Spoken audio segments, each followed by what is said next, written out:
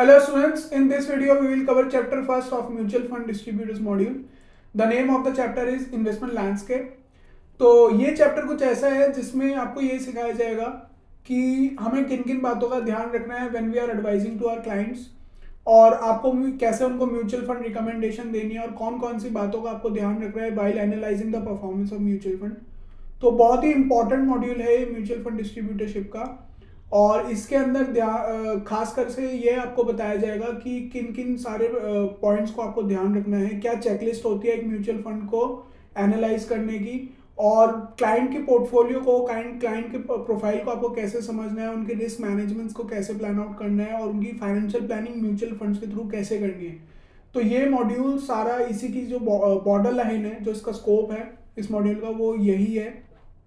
और धीरे धीरे करके आपको हर एक चैप्टर के अंदर यही सारी चीज़ें बताई जाएंगी और सिखाई जाएंगी। So the first chapter is investment landscape, और ये बेसिक्स है यहाँ से, और वीडियो को करते हैं start. So first topic is investors and there financial goals. देखिए, सबसे इंपॉर्टेंट क्वेश्चन क्या होता है जब किसी को पता चलता है कि you belongs to financial industry और आप ऐसे इन्वेस्टमेंट कराते हैं, आप लोगों को एडवाइस करते हैं, तो सबसे पहला क्वेश्चन क्या आता है जो भी आपके सामने होता है कि मेरे को अगर प्लान आउट करना है, if he wants to invest somewhere, तो वो कहाँ से शुरुआत करे, उसे क्या खरीदना चाहिए, कहाँ पे पैसे लगाना चाहिए, कहाँ पे रिटर्न सबसे ज़्यादा आएगा, कहाँ पर रिस्क थोड़ा कम है। तो इस तरीके के क्वेश्चंस कुछ जनरल क्वेश्चंस होते हैं जो सभी तरीके के लोग पूछते हैं। कोई भी आपका क्लाइंट होगा, जो भी आपके सामने बैठा होगा, वो सबसे इंपॉर्टेंट क्वेश्चन उनके लिए, सबसे जनरल क्वेश्चन यही होते हैं। ठीक है, कि कहाँ इन्वेस्ट करें, क्या रियल एस्टेट बढ़िया है, क्या स्टॉक मार्केट बढ़िया है, और कौन सा म्यूचुअल फंड सबसे बढ़िया है, कहाँ पे रिस्क सबसे कम है। तो ये कुछ बहुत जनरल क्वेश्चंस होते हैं जिसके आंसर्स हमें इसी बुक्स के थ्रू मिल जाएंगे। ठीक है, तो सेकंड इज कि वाई इन्वेस्टमेंट, हमें इन्वेस्टमेंट क्यों करना है। हो सकता है कि आपको, मान के चलिएगा आपके पास आपका कोई क्लाइंट है, वो 60 ईयर्स से अबव है, तो वो इतने होपफुल नहीं रहते हैं और ना इतने एनर्जेटिक रहते हैं, ना उनका मन करता है कि अब वो सेव करें, उनका मन करता है कि अब किसके लिए सेव करना है या किस बात के लिए सेव करना है। तो कभी कभी हम ऐसे भी जोन में फंस जाते हैं, हमें समझाना पड़ता है कि इन्वेस्टमेंट क्यों करनी है और इन्वेस्टमेंट के क्या फ़ायदे होने वाले हैं। या फिर कोई एक यंगस्टर है जिसने अभी अभी अर्निंग करना स्टार्ट करा है, समवेयर इन 25 बिलो 30 के जो लोग हैं, आपको उनको समझाना पड़े कि आपको क्यों सेव करना चाहिए, क्यों इन्वेस्टमेंट करना चाहिए। तो ये कुछ इंपॉर्टेंट पॉइंट्स हैं जो हमें ध्यान में रखने हैं while working as a mutual fund distributor. ठीक है, तो क्यों इन्वेस्टमेंट करनी चाहिए, सिंपल सी बात है कि मनी की value over the period of time degrade होती है due to inflation, due to rising interest rates. Money की वैल्यू डिग्रेड हो जाती है। तो अगर हम मनी को इन्वेस्ट नहीं करेंगे, अगर हम अपनी सेविंग्स को इन्वेस्ट नहीं करेंगे, तो इन्फ्लेशन की वजह से उस मनी की वैल्यू जो डिग्रेड होती है उससे हम बच नहीं पाएंगे। फॉर दैट मैटर, मान के चलिएगा अगर मेरे को 1 तोला सोना लेना है, यानी 10 ग्राम ऑफ गोल्ड अगर मुझे परचेज करना था आज से 20 साल पहले, तो वो आ जाता था 5000 रुपीज़ का। और लेकिन अगर मैं 1 तोला या 10 ग्राम सोना आज खरीदता हूँ तो वो आता है 60,000 रुपीज़ का। तो मेरी मनी की वैल्यू कितनी डिग्रेड हो गई। वही पैसा जो 5,000 में मैं 1 तोला सोना तब खरीदता था, अब मैं 60,000 रुपये में मेरे को खरीदना पड़ रहा है। तो इसलिए हमें इन्वेस्टमेंट्स करते रहना चाहिए, क्योंकि इन्वेस्टमेंट्स जो होती हैं वो इन्फ्लेशन एडजस्टेड होती हैं, और जैसा इन्फ्लेशन का फर्क और बाकी आइटम्स पे पड़ता है, तो वैसे ही इम्पैक्ट उसका इन्वेस्टमेंट्स में भी पड़ता है। वो चाहे फिर बॉन्ड्स हो, शेयर्स हो, रियल एस्टेट हो, गोल्ड हो, कोई भी कमोडिटी है, कोई भी एसेट क्लास है, सब पे इन्फ्लेशन का इम्पैक्ट आता है। तो अगर हम सेव नहीं करेंगे तो अपने आप को इन्फ्लेशन से नहीं बचा पाएंगे। इसलिए कुछ ऐसी इन्वेस्टमेंट्स, कुछ ऐसे इन्वेस्टमेंट एवेन्यूज हमें ढूंढने पड़ते हैं जो इन्फ्लेशन प्रोन हो और जिन पे इन्फ्लेशन से ज़्यादा ही रिटर्न है, ताकि हम इन्फ्लेशन को बीट आउट कर सकें। देन फाइनेंशियल गोल्स हमें सेट करना बहुत ज़रूरी होता है सबको ही, कि किस लिए हम इन्वेस्टमेंट करना चाहते हैं, क्या हमारा टाइम होराइजन होने वाला है, और किस लिए, क्या हमारे मेन ऑब्जेक्टिव है लाइफ के अंदर जो हम फुलफिल करना चाहते हैं वाइल इन्वेस्टिंग दिस मनी। तो ये कुछ फाइनेंशियल गोल्स हम सब लोगों को बनाने चाहिए। आप छोटे भी हो सकते हैं, बड़े भी हो सकते हैं, शॉर्ट टर्म गोल्स भी हो सकते हैं, जैसे 2 साल के, 3 साल के, 5 साल के। कि जैसे 2 साल में आपको कार के लिए आपको प्लान करना है, फिर नेक्स्ट 10 ईयर्स में आपको हाउस के लिए प्लान करना है, 20 ईयर्स के लिए आपको मे बी चाइल्ड एजुकेशन के लिए करना है, या फिर चाइल्ड मैरिज के लिए करना है, चिल्ड्रन मैरिज के लिए करना है। तो आप ऐसे फाइनेंशियल गोल्स को प्लान आउट करके और उसके अकॉर्डिंगली जब आपके गोल्स होंगे तो आप गोल्स की तरफ एफर्ट करते हैं और उसके अकॉर्डिंगली हम इन्वेस्टमेंट्स करेंगे।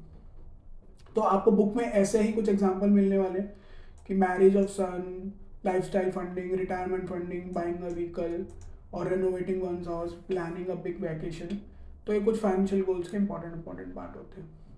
ठीक है, short term versus long term goals.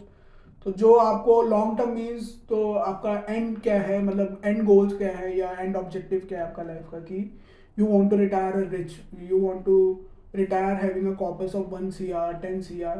तो ये आपके लॉन्ग टर्म गोल्स हो गए। लेकिन शॉर्ट टर्म गोल्स क्या हो गए, जो आपको बीच बीच में कहते हैं ना कि बीच बीच में हमें ये इस चीज़ की भी ज़रूरत पड़ेगी, गाड़ी की भी ज़रूरत पड़ेगी, घर की भी ज़रूरत पड़ेगी, तो वो आपके शॉर्ट टर्म गोल्स हो गए जो आप मीट आउट कर सकते हो।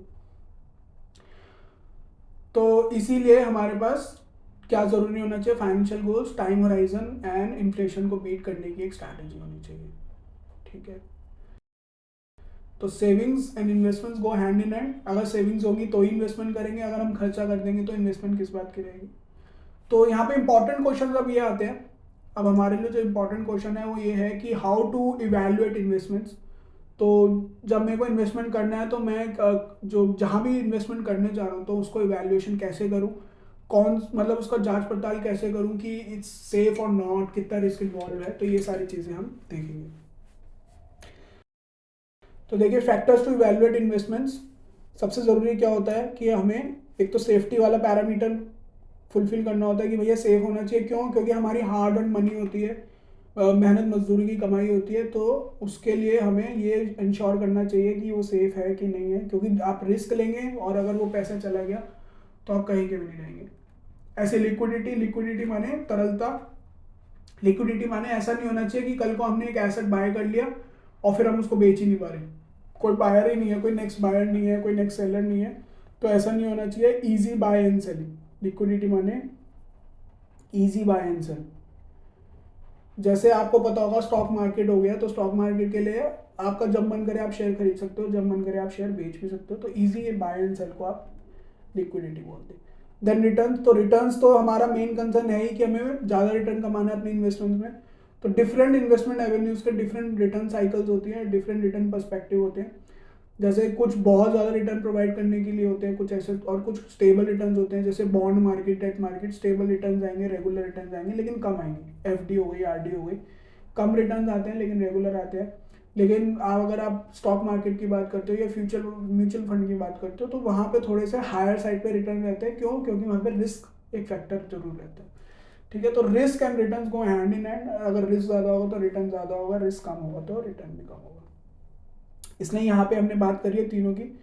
तो safety of the capital, liquidity, easy buying and selling of our investment product, and then return. Return हमारा कुछ ऐसा होना चाहिए कि हम इन्फ्लेशन को बीट करके इन्फ्लेशन से ही ज़्यादा कमा भी सके और अपने लिए बचा भी सके। कन्वीनियंस भी होना चाहिए हमें। ये नहीं है कि परेशान हो रहे हैं इतने ज़्यादा कि, मतलब कन्वीनियंट प्रोडक्ट होना चाहिए। आजकल ऑनलाइन प्लेटफॉर्म्स आ गए हैं, घर पे बैठे बैठे आप चीज़ों को एनालाइज करके उसमें इन्वेस्टमेंट्स भी कर सकते हो, है ना। तो हर तरीके की कन्वीनियंस होनी चाहिए।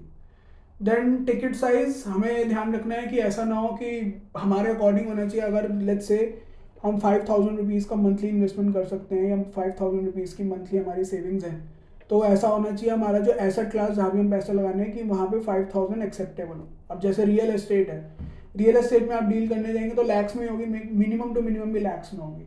अब हमारी सेविंग्स ही अगर 5000 10,000 होगी तो हम वो कभी ट्रांजेक्शन कर ही नहीं पाएंगे, हम इन्वेस्ट कर ही नहीं जाएंगे। तो इसका टिकट साइज का मतलब क्या है, जो इन्वेस्टमेंट का अमाउंट है वो ऐसा होना चाहिए कि आप उसको अफोर्ड कर सको, है ना।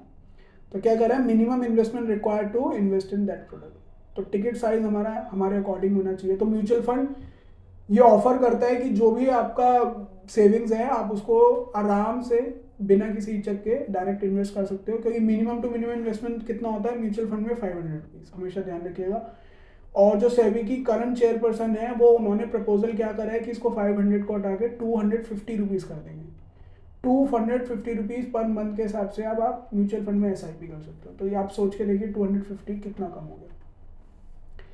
देन टैक्सेबिलिटी ऑफ इनकम, अब ये उनके लिए इंपॉर्टेंट है जो हायर टैक्स ब्रैकेट्स में। अगर आप 30% 20% टैक्स ब्रैकेट में हैं and if you are earning 9% 10% over your investment, तो उसका इफेक्टिव यील्ड कितना आएगा, 20% डिडक्ट होकर 8% ही रहेगा। अगर आप 10% एक इन्वेस्टमेंट से कमाते हो, 20% आपका टैक्स है, तो 2 रुपये तो वहाँ पे वैसे डिडक्ट हो जाएगा, तो 8% इफेक्टिव रहेगा। तो टैक्सेबिलिटी भी एक बहुत इंपॉर्टेंट फैक्टर होता है, स्पेशली उनके लिए जो टैक्सेबल क्लास के अंदर आते हैं। तो ये भी फाइनेंशियल प्लानिंग का बहुत इंपॉर्टेंट पार्ट है।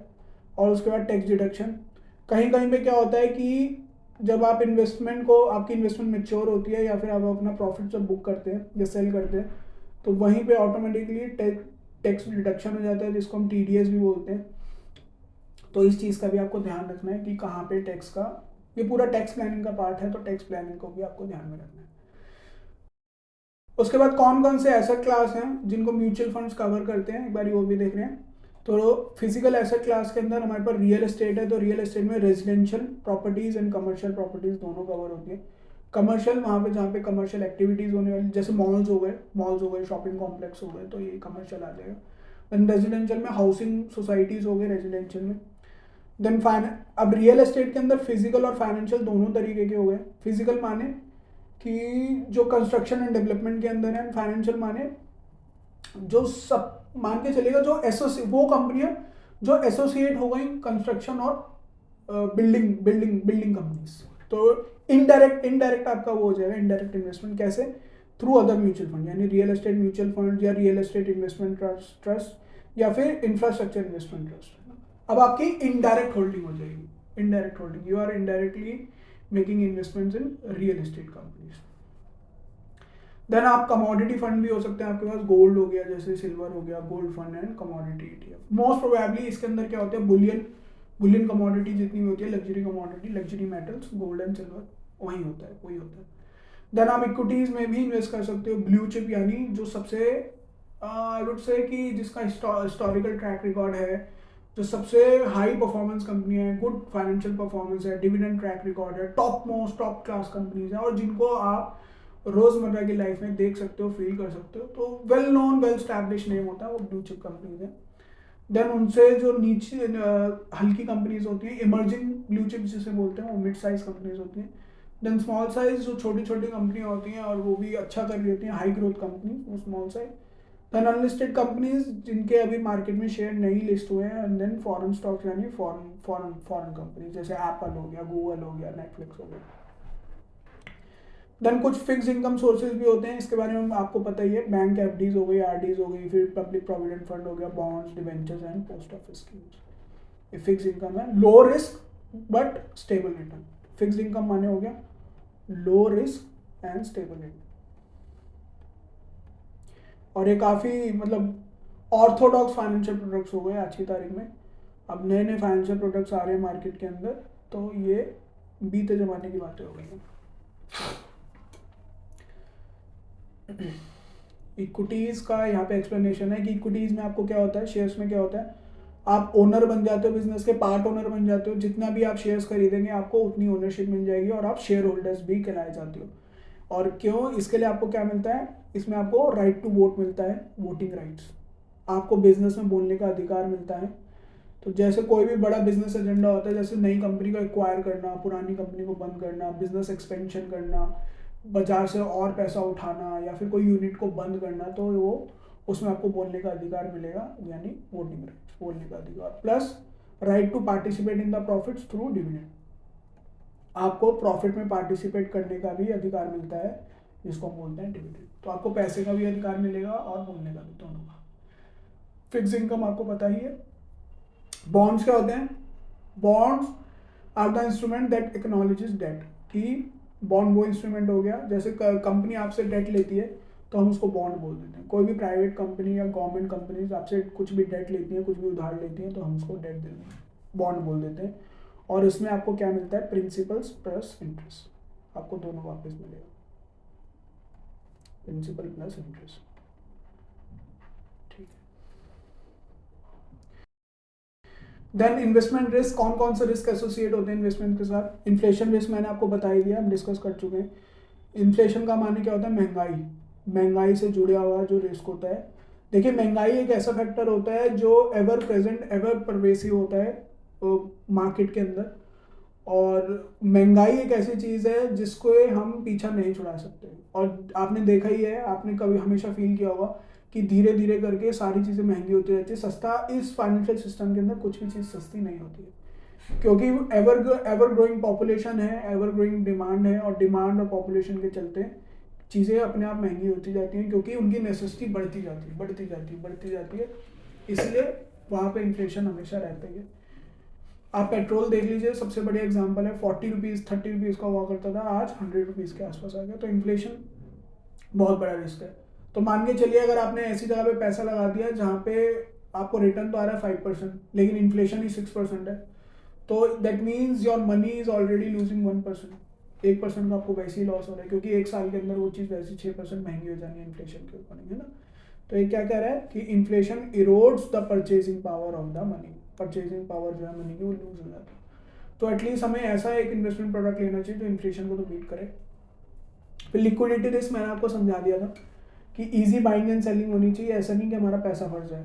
तो सबसे कम लिक्विडिटी कहाँ होती है? सबसे कम लिक्विडिटी होती है रियल एस्टेट मार्केट में, कि कभी कभी सौदे फंसे के रह जाते हैं, ना उनका कोई बायर मिलता ना कोई उनका सेलर मिलता। Then credit risk, credit risk क्या होता है? डिफॉल्ट हो जाए, मान के चलिए आपने किसी कंपनी को उधार दे दिया, बॉन्ड ले लिया, उनके डिवेंचर ले लिए, और उन्होंने उनकी वित्तीय हालत खराब हो जाती है, फाइनेंशियल प्रॉब्लम्स आ जाती हैं उनको, और वो डिफॉल्ट कर देते हैं, ना तो आपका प्रिंसिपल वापस कर पाते हैं, ना आपको इंटरेस्ट दे पाते। जैसे आपने बैंक्स का देखा, यस बैंक हालिया दिवालिया हुआ था, तो ऐसे ही करके कंपनीज भी दिवालिया हो जाती हैं और फिर वो डिफॉल्ट कर देती हैं। Then market risk and price risk. अब मान के चलिए मार्केट रिस्क क्या होता है? मान के चलिए आपने कोई रियल एस्टेट में पैसा लगाया, एक प्रॉपर्टी खरीदी रेजिडेंशियल, तो जब एडवर्स इकोनॉमिक साइकिल आती है और मंदा आ जाता है, जब रियल एस्टेट में मंदा आ जाता है, तो कभी कभी क्या होता है, जो हमने मान के चलिए 1 CR की प्रॉपर्टी ली थी, वो 1 CR की भी नहीं जाती। कमाई तो आप छोड़िए, वो 1 CR कॉस्ट टू कॉस्ट में नहीं जाती, और 70 और 80 लाख रुपीज़ तक ही रह जाती है। वो 20-30% का आपको हेयर कट आ जाता है उस पर, या फिर वो डिस्काउंट हो जाती है। तो उसको हम क्या बोलेंगे? Market risk. कि asset is losing its price value, asset is losing its original value. ठीक है। लोकेशन बेस्ड रिस्क, मान के चलिए कि आपने कोई फॉरेन में प्रॉपर्टी ले ली है और हमारा उस कंट्री के साथ जो रिलेशन थे वो खराब हो गए ड्यू टू वॉर या पॉलिटिकल अनसर्टेनिटी, तो ये लोकेशन बेस्ड रिस्क हो गया। या जैसे आपने कोई माउंटेन में, कोई पहाड़ों पे जाके कोई फार्म ले लिया, या फिर वहाँ पे कोई कॉटेज बना लिया और वहाँ पे अर्थक्वेक या लैंडस्लाइड हो गया, तो वहाँ पे भी आपको लोकेशन बेस्ड रिस्क हो जाएगा। देन इंटरेस्ट रेट रिस्क और इन्फ्लेशन रिस्क लगभग सेम ही है। कभी कभी क्या होता है कि मार्केट, देखिए इंटरेस्ट रेट्स भी है हमेशा एवर फ्लक्चुएटिंग होते हैं, तो जो हमारा सेंट्रल बैंक है RBI, वो इंटरेस्ट रेट्स को कंट्री के अंदर कंट्रोल करता है। तो जब उनको मनी की सप्लाई, यानी मनी की सप्लाई को बढ़ाना होता है, तो वो इंटरेस्ट रेट को कम कर देते हैं, और जैसे मनी की सप्लाई को कंट्रोल करना होता है तो इंटरेस्ट रेट को बढ़ा भी देते हैं। तो इंटरेस्ट रेट का इम्पैक्ट सारे फाइनेंशियल एसेट्स पे पड़ता है, तो इसलिए इंटरेस्ट रेट रिस्क भी आपको एक्नॉलेज करना आना चाहिए। और सबसे पहले कहाँ पड़ेगा? बॉन्ड्स और डेट इंस्ट्रूमेंट्स पे सबसे पहले इम्पैक्ट पड़ेगा। ठीक है।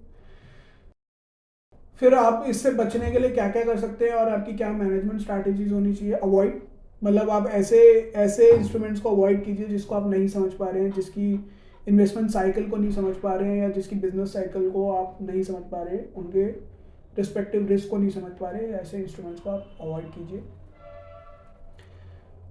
आप ऐसी जगह पे take a position to benefit from some event या डेवलपमेंट। जैसे मान के चलिएगा, सबसे बढ़िया एग्जांपल क्या है? जब कोविड आया था, कोविड-19 के बाद जब प्रॉपर वैक्सीनेशन हो गई थी, and we were already hoping that the world would be a better place and we will be rescued, जब हमें ये लगा था कि सब लोग बच जाएंगे, तब एक अच्छा माहौल था मार्केट में पैसा लगाने का, स्टॉक मार्केट या म्यूचुअल फंड में आपको तब पैसा लगाना चाहिए था। तो एक पूरे इवेंट की वजह से जो अपॉर्चुनिटी क्रिएट हुई थी, उस अपॉर्चुनिटी को हमें फ़ायदा उठाना आना चाहिए, ताकि हमें बेटर रिटर्न से मिल सकते हैं। तो अगर आप देखेंगे तो आफ्टर कोविड स्टॉक मार्केट के अंदर एक बहुत अच्छा बूम दिखा, इवन रियल एस्टेट में भी वो अच्छा बूम दिखा, तो कहीं ना कहीं यही पॉइंट है इसका। देन थर्ड में डाइवर्सिफाई, की वो कहते हैं never put all your eggs in one basket, कि सारे अंडे एक साथ नहीं टूटने चाहिए, मतलब सारी आपकी इन्वेस्टमेंट जो है वो एक साथ लॉस में नहीं आनी चाहिए, इसलिए डाइवर्सिफाई करें। कुछ पैसे रियल एस्टेट में लगाएं, कुछ म्यूचुअल फंड में लगाएं, और कुछ स्टॉक मार्केट में डायरेक्ट भी लगा दीजिए, कुछ गोल्ड में लगाइए। ठीक है। फिर हमारे बिहेवियरल बायसेस क्या आते हैं, मतलब जब कंफ्यूजन क्या क्या रहती है हमारे पास, और हमारा जो सोचने का तरीका है वो कैसा होता है जब हम इन्वेस्टमेंट करते हैं, तो उसको हम क्या बोलते हैं? Behavioural biases. हम किस तरफ हमारा झुकाव होता है, इमोशंस किस तरफ हमारे रहते हैं। तो सबसे पहले रहता है अवेलेबिलिटी हेरिस्टिक। तो इसमें क्या है कि हम सुनी सुनाई बातों पे ज़्यादा, हेरिस्टिक का मतलब क्या है? सुनी सुनाई बातें। हमें किसी ने आके बोल दिया भाई ये शेयर खरीद ले, यहाँ पैसे लगा ले, वो प्रॉपर्टी खरीद ले, ये प्रॉपर्टी खरीद ले। तो ये हमारे इंडिया में बहुत ज़्यादा है, आपको बहुत सारे लोग मिल जाएंगे, आपको हमेशा एडवाइस करते रहते हैं। तो इस तरीके से इन चीज़ों पे आपको खासकर ध्यान देना है कि यहाँ पे आप सुनी सुनाई बातों पे ज़्यादा ध्यान ना दें। फिर कंफर्मेशन बायस है, मान के चलिए आपने कोई चीज़ न्यूज़पेपर में पढ़ी, तो फिर उसके बाद हम अपना दिमाग नहीं लगाते, कंफर्मेशन लेते रहते हैं, सोचते रहते हैं, सोचते रहते हैं, सोचते रहते हैं। जैसे एक अपॉर्चुनिटी मिली, सोचते रहते हैं कि कहीं से और कंफर्मेशन मिल जाए, हाँ ये इसी शेयर में पैसा लगाना है या इसी म्यूचुअल फंड स्कीम में पैसा लगाना है। बहुत टाइम निकाल देते हैं और जब तक एक अपॉर्चुनिटी वो निकल ही जाती है। फिर फैमिलियरिटी बायसनेस है। तो फैमिलियरिटी क्या है कि भैया मैं इसको समझ नहीं पाता, मैं इसको जानता नहीं हूँ, मैं इसको फील नहीं कर सकता, तो मैं पैसा कैसे लगाऊँ, है ना। क्या है, unknown devil is better than an unknown angel. तो इसका मतलब क्या हो गया कि मैं जानते हुए चीज़ों पे ज़्यादा भरोसा करता हूँ, लेकिन अगर आपको कोई एक अच्छी चीज़ भी बताया जाए जो आपने कभी देखी ना हो, कभी समझी ना हो, वो भी आपको बुरी लगेगी क्योंकि आप उसको नहीं जानते। तो फैमिलियरिटी बेसिस बायसनेस क्या है कि ऐसा नहीं होता है कि अगर आपको ही पता है तो ही वो चीज़ कामयाब है। कभी कभी क्या होता है, जैसे क्रिप्टो करेंसी एक सबसे बढ़िया एग्जांपल है। कमाने वालों ने बिटकॉइन के अंदर बहुत पैसे कमाए और कुछ लोग क्या कहते रह गए कि हमें समझ ही नहीं आता कि क्रिप्टो का कंसेप्ट क्या है या फिर क्रिप्टो में कैसे ट्रेड होता है ना। तो सबसे बढ़िया एग्जांपल है क्रिप्टो करेंसी फैमिलियरिटी के अंदर, क्रिप्टो करेंसी। फिर उसके बाद हर्ड मेंटालिटी। हर्ड माने झुंड, यानी ग्रुप मेंटालिटी क्या होती है कि जो जिस तरफ जा रहे हैं सब उसी तरफ जा रहे हैं, कोई नया सोचना ही नहीं चाहता। मतलब नई सोच नहीं है, नई सोच ना होना भी एक बहुत बड़ी दिक्कत है, वहाँ से इनोवेशन आती है। तो इनोवेशन हर्ड मेंटालिटी की वजह से एक हर्डल है, एक तरीके से herd mentality. Then loss aversion, हम लोग रिस्क लेने से और लॉस की मेंटालिटी को ध्यान में रखते हुए कभी कभी इन्वेस्टमेंट नहीं करते हैं कि यहाँ पे पैसा लगाएंगे तो लॉस है, रिस्क होने के चांसेस हैं, बहुत ज़्यादा रिस्की एवेन्यू है, तो लॉस की वजह से हम पैसा नहीं लगाते। कभी कभी ओवर कॉन्फिडेंस भी हो जाते हैं। इसका सबसे बड़ी एग्जांपल है स्टॉक मार्केट, कि मेरे को सारी स्टॉक मार्केट समझ आती है और मैं देख लूँगा, या फिर ये शेयर वापस यू टर्न आएगा, मार्केट ऊपर जाएगी, तो वो ओवर कॉन्फिडेंस बहुत भारी पड़ता है शेयर मार्केट के अंदर। फिर रीसेंसी बायसनेस है, जो रीसेंट इवेंट्स हैं लोग उसी में फंसते हुए रह जाते हैं, है ना। तो the impact of recent events on decision making can be very strong. तो जैसे अभी कोविड के अंदर मार्केट एकदम से धड़ाल्ले से नीचे गिरी, तो किसने ये नहीं सोचा कि नीचे गिरी है तो अब ऊपर भी तो उठेगी। तो वो रीसेंट बायसनेस यहाँ पे सबसे परफेक्ट एग्जाम्पल है उसका। The interest of the investors, जैसे इंडिया के अंदर सबसे ज़्यादा इंटरेस्ट किस चीज़ का है, गोल्ड का, रियल एस्टेट का। तो जो ऑर्थोडॉक्स प्रोडक्ट्स है, ऑर्थोडॉक्स फाइनेंशियल प्रोडक्ट्स हैं, उसका ज़्यादा लोगों में इंटरेस्ट है यहाँ पे। और जो न्यू एज फाइनेंशियल प्रोडक्ट्स है, जैसे स्टॉक मार्केट हो गया, म्यूचुअल फंड हो गया, या फिर बॉन्ड्स हो गए नए नए तरीके के, तो उसमें इंटरेस्ट लोगों का कम है। Then comes the ethical and standard, इसका भी अपना ही रोल है, लोग एथिकली ज़्यादा सोचते हैं यहाँ पे।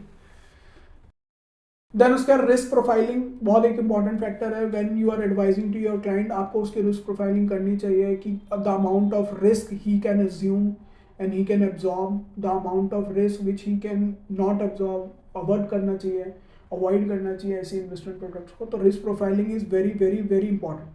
किसी भी तरीके की फाइनेंशियल प्लानिंग में रिस्क प्रोफाइलिंग का सबसे सुप्रीम इंपॉर्टेंस है। रिस्क एपेटाइट को समझने के लिए, क्लाइंट की रिस्क एपेटाइट को समझने के लिए आपको रिस्क प्रोफाइलिंग उसकी करनी पड़ेगी। इसमें क्या आता है, the need to take risk, क्यों ज़रूरी है, और उसके बाद ये कितना ले सकते हैं, एबिलिटी टू टेक रिस्क, और उसके बाद ये कितना लेना चाहते हैं, the willingness of to take risk. ये तीनों इंपॉर्टेंट फैक्टर है रिस्क प्रोफाइलिंग में। उसके बाद आपको एसेट एलोकेशन कैसे करनी है, कि आपको एसेट एलोकेशन का मतलब है पैसा कैसे लगाना है, पैसे इन्वेस्ट कैसे करना है। तो allocate an investor's money across asset categories to achieve some objective। Asset allocation का मतलब है कि पैसे को किस तरीके से इन्वेस्ट करना है। तो सबसे पहला तरीका है स्ट्रैटेजिक एसेट एलोकेशन। ये क्या कह रहा है कि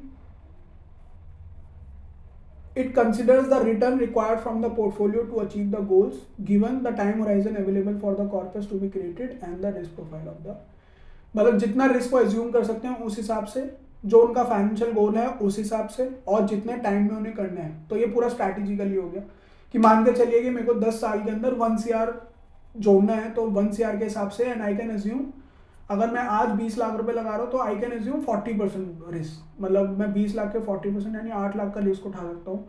और मेरा प्लान ये है कि मुझे 10 साल या 20 साल के अंदर 1 CR जोड़ना है, तो इसके हिसाब से पूरा strategically I will allocate my fund. फिर उसके बाद एक टैक्टिकल एलोकेशन होती है। इसका क्या मतलब है, is when one may choose to dynamically change the allocation between the asset categories. Tactical मतलब डायनेमिक फंड हो गया कि मान के चलिए कि एक सेक्टर ने अच्छा परफॉर्म करा, दूसरे ने अच्छा नहीं करा, तो आप क्या करोगे, जिसने अच्छा नहीं करा उसके छोड़ के दूसरे वाले उसके अंदर चले गए। मतलब आप चर्निंग कर रहे हो अपने इन्वेस्टमेंट्स की और इसको डायनेमिकली मैनेज कर रहे हो, एडजस्ट कर रहे हो पोजीशंस को, ताकि अगेन वही, ताकि आपका जो ऑब्जेक्टिव है वो फुलफिल हो सके। देन रीबैलेंसिंग है। रीबैलेंसिंग हो गया, an investor may select any of the asset allocation approaches, however they may be need to make modification in the asset allocation. आप मॉडिफाई, रीबैलेंसिंग का मतलब यही हो गया कि आपने मॉडिफिकेशन करी है, आपने छेड़छाड़ करी है, और जैसे जैसे टाइम चल रहा है, मतलब कुछ भी न्यूज़ और इवेंट्स चल रहा है उसके अकॉर्डिंगली आप चीज़ों को मैनेज कर रहे हो। जैसे जो मैक्रो फैक्टर्स हैं, वो मैक्रो फैक्टर्स हमेशा चेंज होते रहते हैं, मतलब ग्लोबलाइजेशन में जो न्यूज़ है, इवेंट्स है, वो भी चेंज होते रहते हैं, तो उसके अकॉर्डिंगली आपने रीबैलेंस कर दिया अपनी चीज़ों को। This rebalancing of portfolio as per the initial agreed ratios is called rebalancing. Modification करना, रेगुलर मॉडिफिकेशन करना। That's it for today's class. We'll discuss the new topic in next video.